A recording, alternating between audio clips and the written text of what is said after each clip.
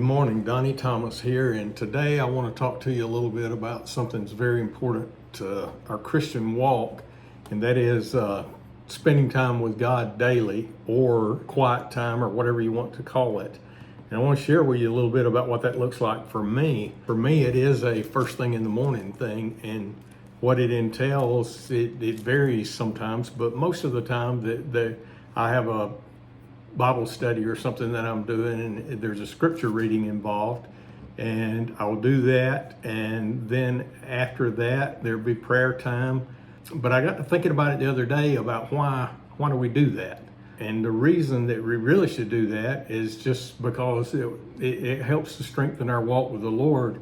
And that is vitally important if we want to portray Christ wherever we go. Heard something the other day. A guy was talking about, he said, if someone followed us around for 24 hours, what would that look like? What would they think, and where would we point them? You know, if they looked at our daily walk, how we treat people, how we think, how we speak. For those that post on social media, what that looks like. Would our actions point people to Jesus, or would they point them away from Jesus? That's a really convicting thought, and the only way that I know of that I can walk in a way that's pleasing to the Lord is I have to spend time with Him, because I don't do that on my own, for sure. There's still a sinful nature in me. I've been saved a long time, and once saved, always saved. But the thing about it is that when you are saved, at that point when you were saved, Satan lost the battle. But that doesn't mean he's finished with you. He spends the rest of your lifetime on earth trying to distract you or get your focus elsewhere, anywhere other than to be looking toward the Lord. So we have to be very diligent in our efforts to be able to fend that off. It's a constant battle. That's one of the reasons that I think it's important to do this in the mornings before the world happens. Several years ago, we had a flood at our office, and if any of you have ever been through a remediation process, it's quite interesting, especially in an office environment.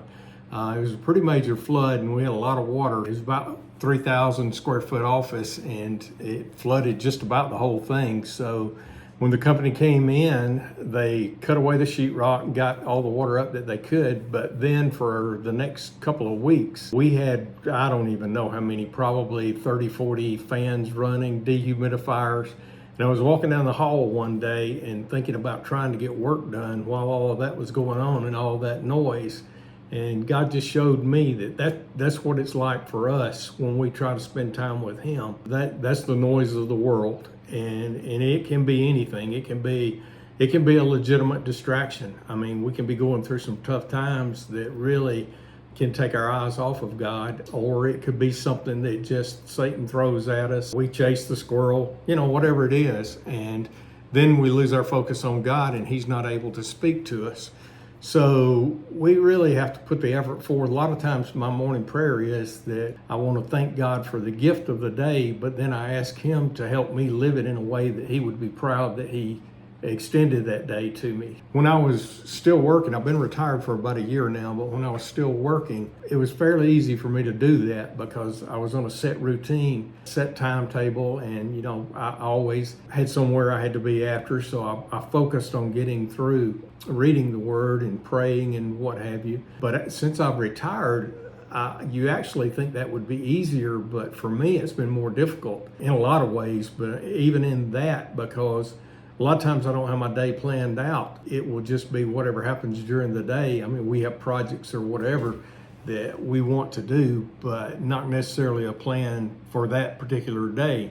So what I might find myself doing is losing focus and start thinking about what I'm going to do after I get finished. And it's never a good thing, but what I want to leave you with today is I heard something this week that really challenged me, and it was about being still before the Lord. And that's really how He can speak to us, how He can comfort us. And I got to digging into that, what it meant to be still before the Lord. And it just means that totally letting go of everything and giving it to Him.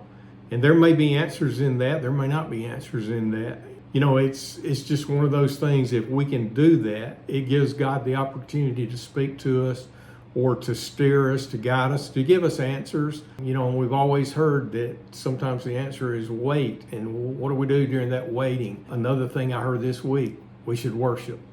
So we wind up here today. I thought I want to leave you with, and I try to do this at the end of my quiet time, is just stop. You know, stop trying to go through the motions or whatever. Just be still before the Lord and let him do what he does. And oftentimes there's something there, sometimes there's not, but there's a peace there, you know, at the end of that, where I can feel the comfort of knowing that I'm in the presence of the Lord. Because practically speaking, it's impossible for us to not be in the presence of the Lord. It's often our problem. We're the ones that's not present when he's trying to speak with us. So I challenge you to set that time aside. I challenge myself with it all the time.